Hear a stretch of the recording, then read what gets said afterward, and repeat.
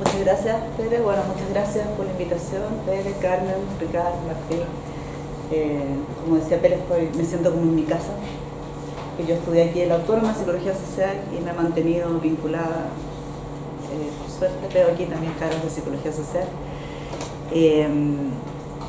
Lo que voy a presentar hoy forma parte de los resultados de una investigación que terminamos ya hace un par de años, o sea, el año pasado terminamos, que era sobre memorias de la violencia política en la transición a la democracia en Chile, pero memorias construidas por activistas que ejercieron luchas políticas violentas o defendieron el uso de la violencia como forma legítima de acción de lucha durante la democracia, o sea, durante la transición a la democracia. Voy a hacer tres cosas.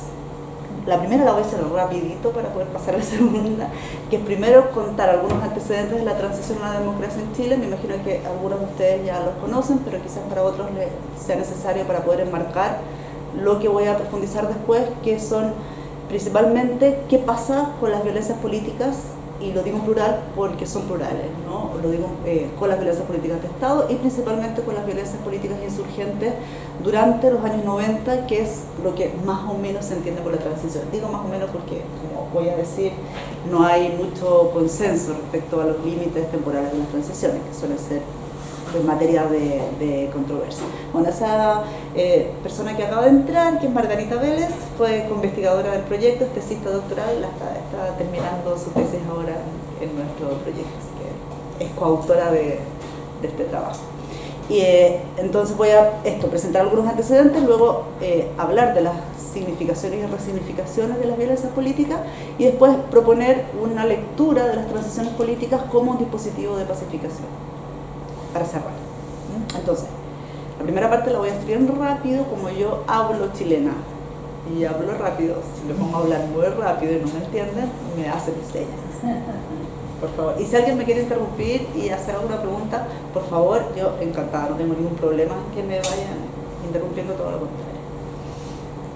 Bueno, en primer lugar, decir que la noción de transición, a pesar de que hay bastantes consensos respecto a la noción de transición, no es usada de la misma manera en todos los contextos y en todos los periodos, ¿no? En Chile la noción de transición es usada para describir la salida pactada de la dictadura militar de Pinochet, que duró entre el 1973 y 1990, entendida la dictadura como una situación de desestabilización hacia la democracia, entendida como una situación de normalidad. Normalmente las transiciones se entienden así, el paso, la transición de una situación de anormalidad a una de normalidad.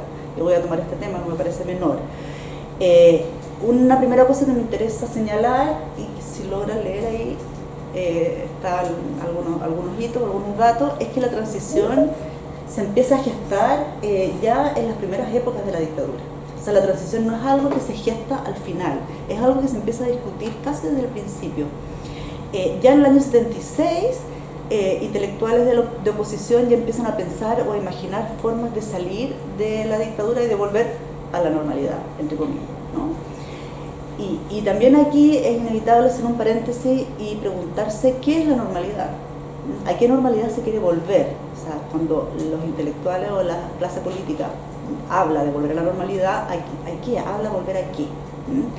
En el año 73, los sectores opositores al gobierno de Allende, entre ellos la Democracia Cristiana, que luego lidera el proceso de transición, promovieron y apoyaron el golpe de Estado.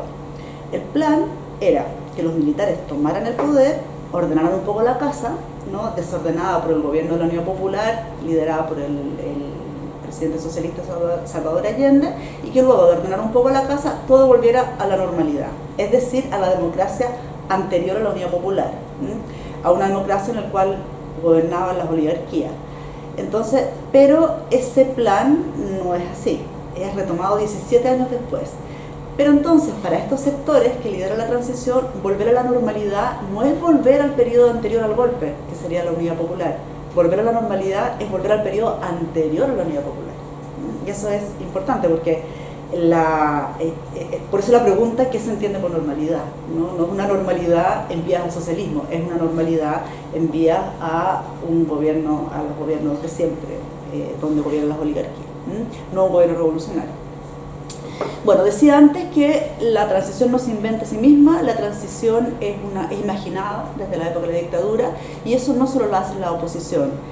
En el año 77, a 4 años del golpe de Estado, en el discurso de Chacarillas, el gobierno militar ya ha dado a conocer su regla del juego y una hoja de ruta para construir una institucionalidad propia, un programa político y un itinerario.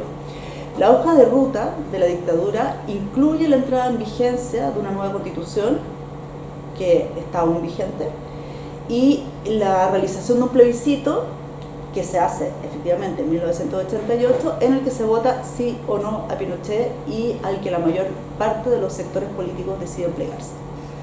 O sea, lo que quiero señalar es que el itinerario transicional o la ruta transicional fue predefinida ya por el gobierno militar y dada a conocer a la ciudadanía en el año 76. No es algo que gesta la oposición durante los últimos años de la dictadura. Ahora, cuando uno se pregunta por los límites temporales de la transición, esto es muy complejo porque hay varias, incluso decenas de versiones al respecto. Pero más o menos hay un cierto consenso, débil, pero un cierto consenso, que señala el plebiscito de 1988 como el inicio o bien el cambio de gobierno, del gobierno militar al gobierno civil, que se hace en marzo de 1990, o bien hay quienes dicen que es la detención de Pinochet en Londres, luego producto del juicio de Baltasar Garzón en 1998, donde realmente se inicia la transición.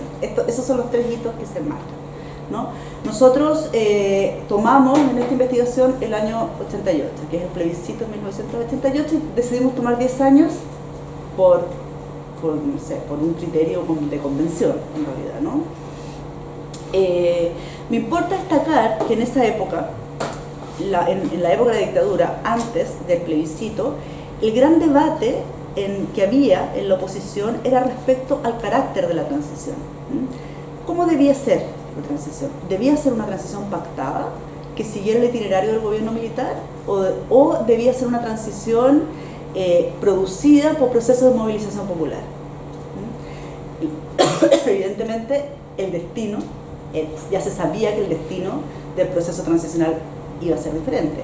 Una transición por el derrocamiento del gobierno militar podría ser mucho más parecida a una Nicaragua o a una Cuba, ¿no? Con la instalación de un gobierno revolucionario y no solamente del derrocamiento de la dictadura, sino de una transformación de la sociedad. O mientras que el seguir el itinerario de Pinochet implicaba necesariamente mantener, ¿no?, la estructura social y política o el orden social imperante. Bueno, en 1986 el Frente Patriótico Manuel Rodríguez, que es el brazo armado del Partido Comunista, hace un atentado a Pinochet, al dictador, que fracasa. Fracasa de manera bastante estrepitosa y además lastimosa, estaba muy bien preparado, pero se me olvida el nombre del artefacto explosivo que tiran debajo del auto, no explota. Estaba fallado, no sé. Por ahí dicen que era porque lo vendieron los gringos, otro porque lo vendieron los rusos, pero bueno, la cosa es que no explotó. Y entonces el fracaso del atentado a Pinochet marca el fracaso de la línea de la rebelión popular y de la política de la rebelión popular de masa, y de esa postura que defiende que la dictadura debe ser derrocada por la vía de la rebelión popular de las masas. Y bueno, entonces el debate se resuelve y la mayoría de las fuerzas políticas deciden participar en el plebiscito, deciden no, incluso el Partido Comunista, que se pliega tarde, a última hora, pero se pliega y, entre otras cosas, decide en ese proceso, como entra la institucionalidad, decide cerrar su brazo armado, que es el Frente Patriótico Manuel Rodríguez. En el plebiscito, de manera muy breve, hay 2 opciones, ¿no? La opción sí, la opción no. La opción sí define que continúa el gobierno militar Continuó Pinochet en el poder por 8 años más, ya no con un gobierno militar, sino civil, pero él a la cabeza. Y se aplica plenamente la Constitución del 80 y la opción no implica que se llama elecciones libres un año después, que es la versión que gana. Ahora, la pregunta por cuándo termina la transición también es una pregunta más difícil aún que cuándo empieza, o hasta dónde llega la transición. Porque en realidad para poder responder a esa pregunta habría que establecer cuál era la meta.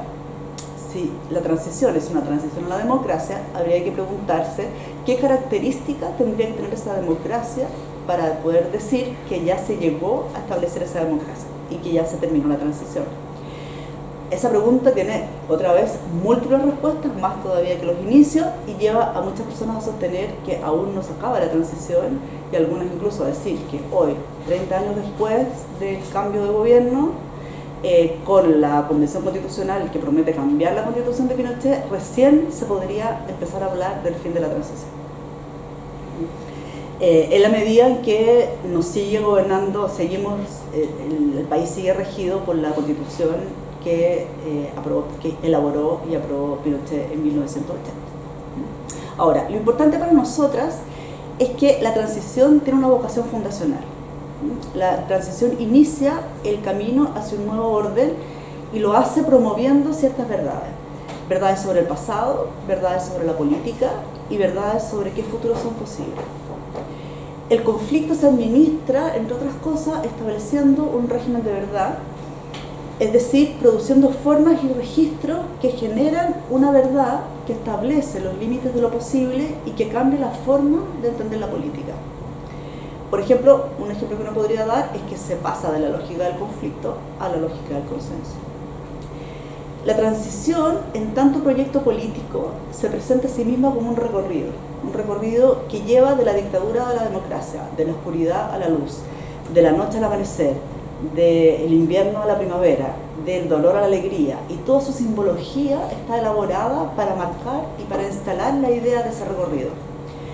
Ese recorrido donde el horizonte, este horizonte utópico, es la democracia, y es una democracia de arcoíris, primaveral, alegre, contenta, donde somos todos hermanas, somos todos felices, y sobre todo, donde no hay violencia. Violencia así, a secas, violencia sin matices, ¿no? Metiendo todas las violencias en un mismo saco.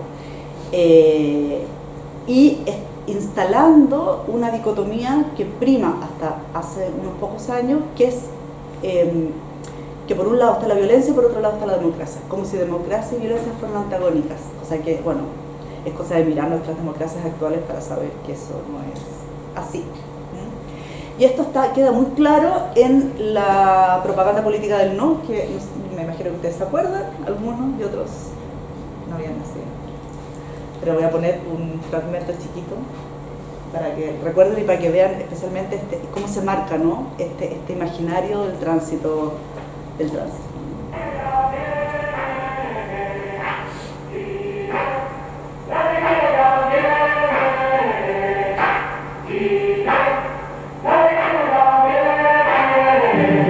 Porque diga lo que diga, yo soy libre de pensar, porque siento que es la hora de ganar la libertad. Hasta cuando llame a abusos, es el tiempo de cambiar, porque basta de miseria, voy a decir que no.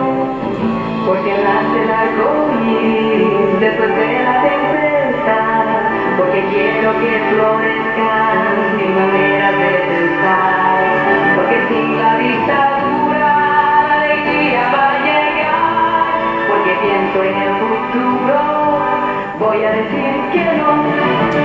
Vamos a decir que no, con la fuerza de mi voz.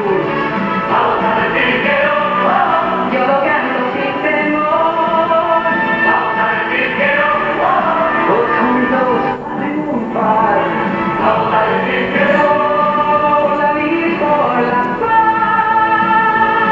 Terminemos con la muerte, es la oportunidad que detena la violencia con las armas de la paz. Porque creo que mi patria necesita dignidad, por un Chile para todos, Vamos a decir que no. Vamos a decir que no. Con la fuerza de mi voz. Vamos a decir que no. Yo lo canto sin temor. Vamos a decir que no. Todos juntos a triunfar. Vamos a decir que no. Por la vida y por la paz.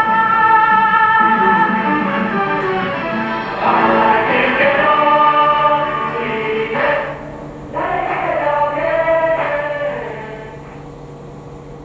Bueno, como ven, esta es una propaganda en colores. Bueno, es del año 88, por supuesto que la gráfica es del año 88. Pero es una propaganda que marca los colores, el arco iris, la alegría, donde todo es colorido, bonito, feliz, blanco y limpio, ¿no? No hay espacio para rencores, no hay espacio para violencia de ningún tipo, ¿no? Es el inicio de un país donde la alegría triunfa. Y me importa ponerles dedicarle el tiempo a mostrar esta propaganda porque ese es un clima que impera en el país, ¿no? El día que cambia el gobierno se hace un gran acto en el Estadio Nacional, ¿no? Donde se hace una especie como de exorcismo de lo fantasmagórico, ¿no? Del mal, que es un acto muy interesante. Si a alguno le interesa luego se los puedo compartir la grabación. Entonces hay una parte importante del país que funciona en este registro. Pero ¿qué pasa con otra parte del país que no funciona en este registro, ¿no? ¿Qué pasa con el campo de las violencias? Y paso a la segunda parte. Por una parte, durante la transición se produce una resignificación de las prácticas de violencia que provienen del Estado. O sea, pareciera que la violencia política del Estado termina junto con la dictadura. Pero en realidad lo que se produce durante los años 90 es una reconfiguración del sistema de vigilancia o de los sistemas de aquella institucionalidad que ejerce la violencia por parte del Estado, que crea su propia institucionalidad para ejercerla de manera democrática o al interior de la democracia. Entonces, la democracia, o sea, la violencia política del Estado empieza a adquirir legitimidad. Se crea incluso lo que se llama la oficina, que es una institución para resguardar, ¿no? Esta democracia esta alegría que fue tan difícil de conseguir y que hay que resguardar de aquellas personas malas, ¿no? Que no la valoran, no la saben valorar y que quieren terminar con ella. Entonces se produce estas instituciones democráticas que ejercen la represión bajo el alero y la legitimación de la noción de orden público y defensa de la democracia y de la libertad individual. O sea, lo que se levanta es un discurso donde el etos democrático requiere del orden público y requiere de la libertad individual, y para eso es necesario el cierto ejercicio de una violencia represiva. Y se produce un doble giro. Mientras la violencia política de Estado empieza a hacerse legítima, la violencia política insurgente empieza a hacerse ilegítima. O sea, aquella legitimidad relativa, por supuesto, porque no toda la sociedad está de acuerdo con que a la dictadura hay que derrotarla por las armas, pero esta legitimidad relativa que tiene el uso de la violencia insurreccional durante la dictadura empieza a perder toda legitimidad durante la transición, ¿no? Entonces hay este doble giro. Al mismo tiempo se hace legítima la violencia de Estado y se hace ilegítima la violencia insurreccional. Y aquellas personas que se oponen al pacto transicional son tratadas como sujetos monstruosos, irracionales, locos. Se empieza a usar la palabra terrorismo, que no se usaba antes de la transición. Y entonces este proceso transicional que le entrega legalidad y legitimidad a la violencia represiva del Estado, lo que hace es perseguir a aquellos movimientos, organizaciones o militantes que se oponen a la transición. Y se dedica a la persecución y represión de aquellos disidentes políticos amparados en esta legitimidad que le otorga la defensa de la democracia y del orden público. Como les decía, en esta investigación lo que nosotros hicimos fue reconstruir qué pasaba con las violencias políticas insurgentes durante la época de los 90, o más bien desde el 88 hasta el 98. y lo hicimos a partir de los relatos construidos por activistas que mantuvieron la lógica de la lucha armada durante esa época, ¿no? O sea, que decidieron oponerse al pacto transicional y que decidieron seguir con la lucha armada. Entonces, el registro es un registro de memoria, ¿no? La clave que nosotros trabajamos es desde la psicología social. A partir de ahí, lo que uno podría establecer, o lo que nosotros establecemos, o podría identificar, son 3 grandes procesos. Y no digo exactamente momentos porque se solapan, sobreponen uno con los otros, ¿no? Y son 3 grandes procesos. El primero, que llamamos la continuidad, que podríamos decir de manera muy laxa, que dura hasta más o menos el 94, muy laxa porque va muriendo poco a poco, ¿no? Es un periodo en el cual las organizaciones político-militares siguen funcionando. En Chile hay 3 organizaciones político-militares que operan desde los años 60, una, el MIR desde los años 60, el Frente Patriótico Manuel Rodríguez, que, como decía yo, es el aparato armado del Partido Comunista, que se organiza a finales de los 70, y el Movimiento Juvenil Lautaro, que se organiza durante los años 80. Entonces, es posible en este periodo hablar de una continuidad de la lucha armada, aunque la fuerza y el poder de acción, y como decía yo, la legitimidad social es mucho menor que la época de la dictadura.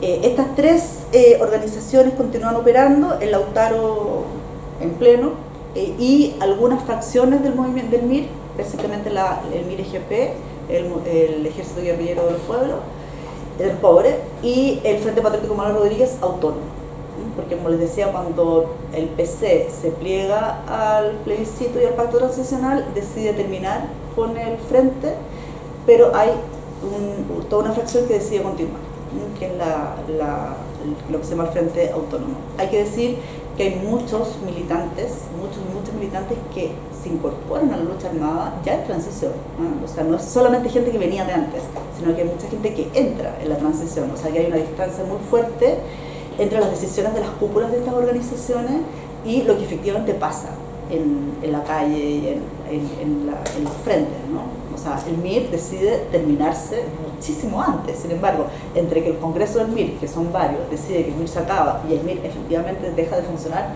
pasan más de 10 años. En el año 94, más o menos, estas organizaciones dejan de realizar acciones de envergadura y no lo hacen porque sus militantes decidan terminar con la lucha armada, lo hacen porque son derrotados, ¿no? Y ellos y ellas establecen que la lucha revolucionaria en Chile fue derrotada por la transición, no que fue derrotada por la dictadura. Y eso creo yo que es algo muy, muy interesante. La mayoría de los militantes sí están presos o presas en la cárcel de alta seguridad, que es la cárcel de los presos y las presas políticas, o están en el exilio o han sido asesinados. Y estas organizaciones siguen sosteniendo, a pesar de que dejan de operar, siguen sosteniendo la legitimidad, la idea de una ética o de una legitimidad de su lucha, ¿no? Siguen creyendo y defendiendo la idea de que la lucha es más viable, es viable y es deseable. Y lo que le otorga una legitimidad es el carácter continuista de la transición, ¿no? En la medida en que la transición consolida y profundiza el modelo neoliberal y las violencias del modelo neoliberal, y en la medida en que hay una continuidad de las violencias políticas de Estado, entonces la continuidad de la lucha armada es vista como una necesidad, como una necesidad, por una parte, para defenderse de las violencias del Estado y por otra parte, sosteniendo que la lucha no era solamente para derrocar la dictadura, la lucha era contra el capitalismo y contra el neoliberalismo, por lo tanto esa lucha continúa, en la medida en que continúa ese modelo económico-social, ¿no? Ahora, contradiciendo el estereotipo que con los discursos hegemónicos de la época, sobre todo a través de la prensa, construyen sobre estos activistas, ¿no? Que los tildan de irracionales, de locos, ¿no? De estos terroristas criminales, carentes de moral, ¿no? Hay una ética, es importante decir, ¿no? Que lo que sostiene esta lucha, esté de acuerdo uno o no con esta lucha, es que se sostiene sobre una ética, ¿no? Una ética política que defiende la continuidad de la lucha. Que uno puede, insisto, estar de acuerdo o no con esa ética, pero que tiene una ética. Y en la medida en que, como decía yo, la ética de sus opciones se mantiene vigente, entonces la lucha armada también se mantiene vigente. Ahora,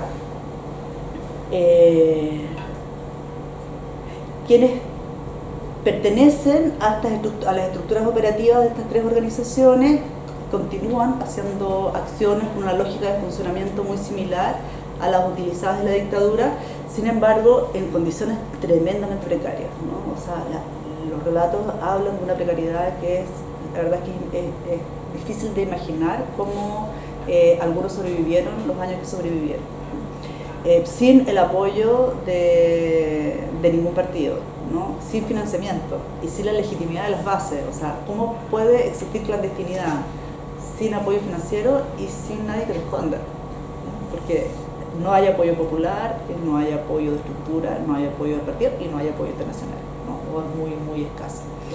Entonces, en ese contexto no hay red de resguardo, ¿no? De ningún tipo. Y en ese contexto, muchos de quienes no pertenecían a las estructuras operativas, pero habían colaborado con esa estructura, van como intentando restringir la disgregación y la pérdida de centralidad que provoca la represión, intentando preservar ciertos recursos disponibles. La lógica que imperaba era: hay que mantener los recursos, hay que mantenerse en entrenamiento para cuando sea posible reagruparse y para cuando haya un llamado de las direcciones nacionales y las direcciones nacionales digan: compañeros y compañeras, estamos en la lucha otra vez, estemos preparados, ¿no? Entonces, relatos de muchachos y muchachas generalmente jóvenes que mantienen durante años, ¿no? Armamento pequeño, ¿no? Muy artesanal, escondido, juntándose a limpiarlo, tratando de juntar dinero para conseguir alguna munición para poder disparar en algún momento del año, para poder mantenerse activo sin ningún tipo de recurso, ¿no? Y haciendo mucho ejercicio físico, ¿no? Para mantenerse vigente y poder mantenerse. O sea, esa era la lógica, ¿no? La lógica era: hay que sostenerse para cuando llegue el momento estar vigente. Tengo que decir que yo he presentado esto en algunas ciudades europeas y que me he encontrado después de las conferencias con varias personas que se acercan a mí y me dicen: bueno, nosotros todavía nos juntamos a jugar fútbol todos los fines de semana porque hay que mantenerse activos y todavía estamos en esto, ¿no? O sea, que es algo que de alguna manera se mantiene vigente y que fue muy impresionante durante el estallido social, porque salen a la calle y dicen: ¿vieron? Nosotros ahora sí podemos correr porque nos hemos mantenido corriendo. Bueno, esto termina de caer con algunos hitos, ¿no? Que llevan a los militantes a replantearse su participación en la organización, que son asesinatos. Básicamente les voy a mostrar algunos: el asesinato de la masacre de Apoquindo, que es el asesinato de 8 lauteristas en un asalto, algunos asesinatos de algunos militantes claves de distintas órbitas militantes, ¿no? Entonces, la convicción de estar profundamente infiltrados, ¿sí?, por parte de la inteligencia, y la convicción de que no es posible continuar la lucha en esas condiciones es lo que los hace disgregarse. Insisto en esto porque no es la renuncia a la idea de la lucha armada, es la convicción de que no se puede. O sea, es una derrota, no es un abandono, ¿sí? Es una derrota.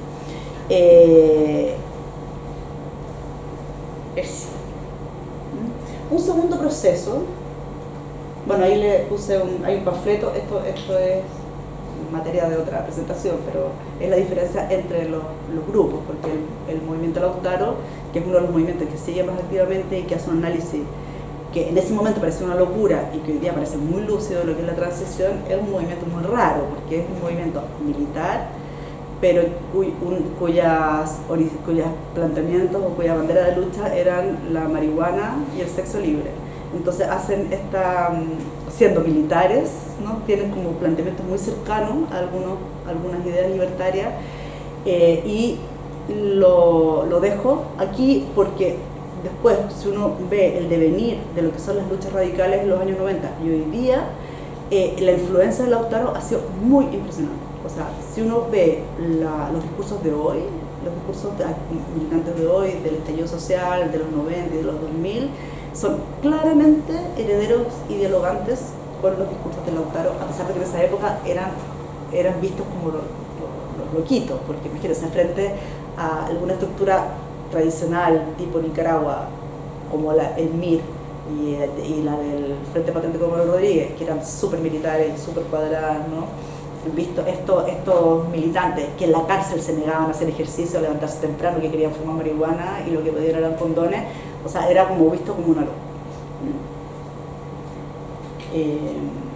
Y ese es un panfleto del Lautaro. Bueno, un segundo momento es lo que podríamos llamar el momento de la derrota y de la articulación. Y siento que son más bien, en realidad, la palabra momento no está muy bien utilizada, más bien deberíamos usar la palabra proceso. Quiero poner un video para que lo vean mientras yo hablo. Voy a poner las imágenes solamente porque son imágenes de uno de los hitos de derrota, que es la masacre de Apoquindo. Lo voy a dejar ahí para que mientras sigo hablando, ¿no? Entonces este segundo proceso tiene que ver con la derrota de las organizaciones político-militares. Como decía antes, el reconocimiento de la infiltración, de la desarticulación de las estructuras orgánicas centralizadas por parte de la represión, el asesinato de los compañeros y compañeras, la prisión política, el exilio y la precariedad por la que se actuaba, llevan a reconocer la derrota de las organizaciones político-militares y la falta de viabilidad para el desarrollo de la lucha armada. La masacre de Apoquindo del año 93 es una de los hitos, ¿no? Hay un asalto a un banco por parte de principalmente mujeres del Lautaro, que cuando están escapando se suben a un autobús y son interceptados, ¿no? Por la policía, que comienza a disparar a saco sobre el autobús. Se dice que ellos alcanzaron a disparar 1 o 2 tiros y el autobús termina con 165 impactos de bala. Hay 20 personas, mueren 6 de los asaltantes y hay 20 personas del autobús que también resultan heridas en por eso se llama la masacre de Apoquindo, en la calle Apoquindo, porque a pesar de que sacaban banderas blancas, todos y todas por las ventanas siguieron disparando hasta que ya mataron a casi todos los lauteristas. Entonces este es uno de los hitos. Y también marca un tema que no voy a tocar ahora, pero que es muy muy importante, que tiene que ver con el tema de género al interior de las organizaciones armadas, ¿no? Ahí son mujeres, básicamente los que hacen este atentado, y también tiene que ver con el tipo de preparación militar que tienen las mujeres al interior de las organizaciones, ¿no? Que se les da como el rol de las mujeres es más bien reproducir los roles tradicionales de cuidado, ¿no? De atender a los enfermos, de hacer la comida, ¿no? De mantener las casas en la clandestinidad limpia. Se les da una preparación militar que no las deja con la misma capacidad operativa que sus compañeros hombres. Cosa que es como circular, porque como no tienen la misma capacidad militar, una mujer de Lautaro decía, a nosotros no nos dejan entrenar con armamento de verdad, nos hacen entrenar con armamento falso, de juguete o sin municiones para que no nos hagamos daño. Como no entrenamos con armamento de verdad, una vez que estamos en los operativos, no tenemos la misma preparación, entonces caemos más fácilmente, entonces nuestros compañeros hombres dicen, ven, las mujeres tienen menos capacidad operativa que los hombres, caen más fácil, entonces no hay que darles operaciones de envergadura ni hay que dejar que usen armamento de verdad. Entonces ahí hay un círculo que se hace muy significativo y estas son todas o casi todas mujeres. Bueno, esta matanza, esta masacre y algunos otros asaltos fallidos, que son en el año 94-95, profundizan el quiebre de la centralidad de las organizaciones y aumentan la disgregación, dejando a los militantes y las militantes en una situación de abandono y de desamparo que hace que no les quede otra que descolgarse de su organización. Es como un desmembramiento porque no pueden más. O sea, y implica una transición fuerte hacia otra forma de acción política que se centra en otra estrategia de rearticulación y que lleva hacia el tercer momento.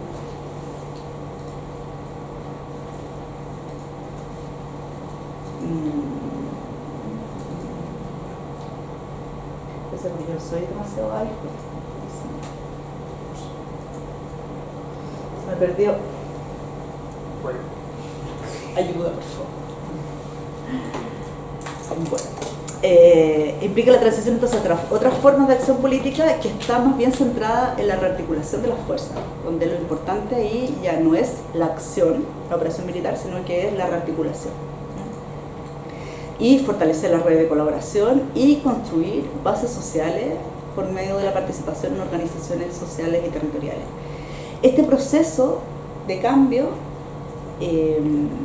este proceso de tránsito, cambió las trayectorias de los militantes y las militantes dentro y fuera de la cárcel. Es importante que este proceso de tránsito se produce también al interior de la cárcel, ¿no? Y los presos y las presas políticas de la época son líderes fundamentales, o sea, son quienes escriben los documentos, dan la pauta, ¿sí? Son precisamente los presos y las presas políticas desde el interior de la cárcel. Entonces, mientras algunos activistas reorientan sus militancias pensando en una posibilidad de una acción política insurgente, en este contexto, ¿no? Otros se descuelgan y ya se meten a trabajar, a desarrollar proyectos familiares o laborales o profesionales, ¿no? Especialmente un tema, ¿no?, que se abre ahí, que es especialmente importante, es el tema de especialmente de militantes jóvenes provenientes de estratos populares, que vuelven a sus condiciones de vida marginales y sin ninguna expectativa de futuro. Entonces, ¿cómo se reproducen las estructuras de clase después de la militancia? Bueno, o sea, una vez que fracasa este proyecto político, pasan de ser líderes al interior de sus comunidades, de sus territorios, porque tienen formación política, porque tienen formación social, ¿no?, porque son respetados, pasan a volver a ser como marginales en sus sitios, y muchas veces, como tienen formación militar, se incorporan a los grupos de narcotráfico, que es la posibilidad de sobrevivencia que tienen. Muchos de ellos y ellas tienen hasta el día de hoy sus antecedentes penales manchados, ¿no? O sea, la mayor parte de las personas que formaron parte de estas organizaciones durante los 90 aparecen, si sacan sus antecedentes penales, o sea que en Chile hay que presentar para cualquier trámite que uno haga, ¿no?, cualquier trabajo, cualquier cosa, si que uno quiere pedir una visa para venir a Europa, te piden los antecedentes penales, y si uno tiene el antecedente penal que dice juzgado por ley antiterrorista, por porte ilegal de armas, intento de asesinato y ataque armado, evidentemente nadie le va a dar trabajo cuidando a sus hijos, ¿no?, ni siquiera o licencia de la limpieza de la casa. Entonces tienen un nivel de marginalidad marcado por ese activismo, cuyos indultos acaban en el 88, o sea, todos los indultos pactados por la transición son del 88 hacia atrás, o sea, quienes continuaron no reciben ningún tipo de beneficio, ni de indulto, ni de reparación, ni de ningún tipo de una política. Entonces, el abandono y el fracaso o la disgregación de las organizaciones también es un abandono a ellos y a ellas mismas, que los deja sin muchas posibilidades de inserción. Bueno, este tercer proceso o momento es lo que nosotros llamamos el de los colectivos organizados. Se inicia con la desarticulación de las organizaciones político-militares y un desarrollo de otras formas de resistencia político-social, que implica un fuerte cambio de cómo se entiende la violencia política insurgente. Nosotros hablamos de los colectivos organizados como agrupaciones temporales que no tienen la organicidad de las organizaciones político-militares y se caracterizan por ser muy pequeños y de corta duración. Son agrupaciones situacionales, ¿no? Se agrupan y se desagrupan como de manera muy local y muy estratégica, muy táctica, ¿no? Y hay muchos. O sea, intentamos con Margarita en algún momento hacer un mapeo de los colectivos organizados de la época de los 90 y finalmente abandonamos, porque eran muchísimos y aparecían y desaparecían, y lo interesante es que pero sí tenían un diálogo y una red de relaciones y de pensamiento entre ellas, que también es bien interesante de hacer el seguimiento, que es una memoria no contada, ¿no?, una historia no contada. Por ejemplo, había uno en la Universidad de Santiago que se llamaban ETA, pero se llamaban ETHA, y eran estudiantes tratando de hacer algo. Entonces, eran los estudiantes tratando de hacer algo, pero al mismo tiempo era un guiño a ETA, que en ese tiempo era vista como el pariente grande, porque era los que tenían la capacidad operativa. Entonces tenían una capacidad de operación militar muy débil, y su uso de la violencia en realidad se limitaba, en algunos casos y ocasiones además, tampoco muchas, a el uso de cócteles molotov, a hacer barricadas y eventualmente armas hechizas de las que tenían guardadas por ahí, artesanales, y que usaban, o sea, que juntaban plata todo el año para poder disparar 3 tiros en alguna fecha emblemática, que ellos mismos cuentan que dejaron de usar porque, claro, después salían los narcos con sus armas súper potentes y los dejaron en ridículo, más bien, o sea, tenían 3 disparos con su arma del año 70, en cambio los otros salían con sus super armas, entonces ellos no tenían nada que mostrar, ¿no? Entonces, el uso de esta violencia de baja intensidad era básicamente una estrategia de agitación y propaganda, o como forma de defensa frente a la represión que proviene fundamentalmente de la policía. Entonces, nosotros hemos entendido a los colectivos organizados como articulaciones temporales, precarias, motivados por la fuerte necesidad de resistir colectivamente en un contexto de fuerte persecución, de mucha desconfianza y de mucha marginalidad de los proyectos políticos revolucionarios, ¿no? Dentro de esta marginalidad hay que juntarse con aquel que aparezca, que piensa relativamente parecido a mí, aunque eso dure poco.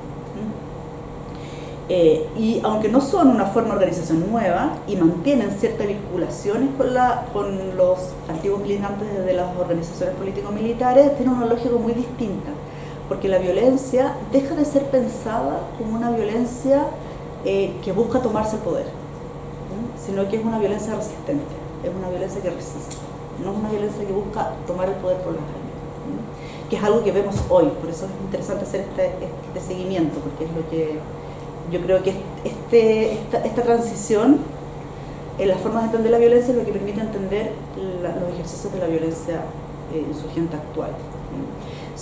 Tiene una lógica muy distinta que, como decía yo, se orienta a la resistencia y se orienta a la creación de frentes, ¿no? El frente estudiantil, el frente poblacional, los frentes sindicales, el frente indígena, el frente feminista, incorporando temas transversales que no estaban incorporados en las organizaciones político-militares tradicionales, como el tema de género, como el tema de derechos humanos y como los temas medioambientales. Entonces empiezan a haber articulaciones con estas otras temáticas que son temáticas conflictivas y bastante silenciadas al interior de las OPM. OPM son las políticas militares. Como ven aquí, puse esta foto, ¿no?, que pertenece a una publicación que se llama Los Andamios de la Ira, donde lo que buscan es, este colectivo, ¿no?, busca la reivindicación de la capucha, ¿no? La capucha, ¿se dice capucha? Sí, sí. La capucha, que ha sido como significada como sinónimo del terrorista, del que oculta la cara, ¿no?, del que se tapa, del del delincuente, ¿no?, es reivindicada como al contrario, no como algo que oculta, sino que como un artefacto que muestra una voluntad revolucionaria, ¿no?, o una voluntad de insurgencia, y también junto con la voluntad erótica, ¿no?, de decir, bueno, eroticemos la capucha. Entonces se sacan estas fotos desnudos con capuchas, ¿no?, o desnudos haciendo una barricada, y toda una movida cultural también en vinculación a eso, aunque se mantienen ciertas relaciones de pertenencia con ciertas culturas, miristas, lauteristas y comunistas y anarquistas también, son mucho más horizontales. Los colectivos son horizontales, no son verticales. Sus estrategias de acción son muy amplias y diversas e incorporan muy fuertemente elementos artístico-culturales. Y dialogan mucho con movimientos libertarios españoles y italianos también, fundamentalmente, ¿no? En una mezcla que hoy día a uno le puede parecer rarísima, ¿no? O sea, juntando el anarquismo libertario con el comunismo marxista y Mao, o sea, porque se leía lo que había, no había internet, se leía lo que había, se estudiaba lo que había, el libro que llegaba, de donde llegaba, o el compañero que había viajado y había conocido a alguien, entonces ahí se iban armando como estas relaciones. El foco entonces es la resistencia, no la lucha armada. Y aun cuando algunos tuvieron adiestramiento militar previo, lo que se busca entonces es hacer estas prácticas de baja intensidad, como son los cortes de calle, las barricadas o los cócteles molotov, ¿no? Que lo que buscan más bien es visibilizar y responder a la represión policial. También busca, esta configuración permite romper el aislamiento en que los deja el fracaso de las organizaciones político-militares, y se construye este escenario de articulación y de trabajo conjunto del que hablaba antes, ¿no? Y bueno, las memorias de este periodo, que como digo yo no han sido ni sistematizadas ni estudiadas, muestran fuertemente la importancia que en los años 90 adquiere la cultura anarquista, la cultura libertaria y movimientos culturales como el punk, ¿no? Que eso yo creo que es algo que también es bastante común a otras movidas transicionales o transicionales. Aquí, bueno, en Perú también, ¿no? En Colombia también ha habido fuerte desarrollo de eso, ¿no? Como los movimientos insurgentes y el movimiento punk o algunos movimientos contraculturales van de la mano, ¿no? También el desarrollo de las ocupaciones, de los movimientos ocupa y de la idea de lucha callejera y de acción directa que empieza a reemplazar la idea de lucha armada. Una cosa, yo no sé cómo lo han manejado ustedes, pero una cosa con la que nos encontramos nosotros es que no hay cómo nombrar ahora. O sea, la lucha armada, ¿no? O la vía armada, que es claramente nombrable en el marco de las organizaciones político-militares, ahora no tiene muchos nombres. Algunos hablan de acción directa, otros hablan de lucha callejera, pero claro, la acción directa y la lucha callejera pueden ser armadas o no armadas, entonces, y no todos tienen como un sello muy de orientación política, entonces como algunos hablan del uso de la violencia insurreccional, otros no, pero no hay cómo nombrarlo, no hay nombre, y eso creo que no es menor. Bueno, en síntesis, como decía yo, aunque las memorias de estas luchas de los 90 no han sido sistematizadas ni estudiadas, es sin duda los 90 una época donde ocurren muchas cosas. Y digo esto porque en las memorias de nuestro pasado reciente se suele hablar de los 90 como una época en la que no pasó nada, ¿no? O sea, en la reconstrucción de la memoria se habla de la dictadura, de los crímenes de la dictadura y a veces de las luchas de la resistencia a la dictadura, y después se empieza a hablar de nuevo con el movimiento pingüino del 2006. Y pareciera que hay un agujero negro ahí en los 90 donde la gente dice, pero esa época era muy aburrida, no pasaba nada. Y en esa época pasó muchísimo, ¿no? Pasaron muchas cosas que no son visibles, no están estudiadas y no están escritas. Hay muy poca documentación. Nosotros trabajamos con algún material de prensa en un país donde la prensa es altamente censurada. Trabajamos con los documentos producidos al interior de las cárceles, que también es poco y que están en muy malas condiciones, y básicamente, bueno, con testimonio e historias orales. Ahora, como decía también antes, son precisamente esas reflexiones o las reflexiones de esos grupos respecto al neoliberalismo y al patriarcado, así como la legitimidad o no, o la pertinencia o no de los usos de la violencia como estrategia de acción política, lo que permite, creo yo, entender lo que ha ocurrido en Chile desde el 18 de octubre en adelante. Porque con el levantamiento social, lo que se despliega en las calles no es el aparato armado de un partido.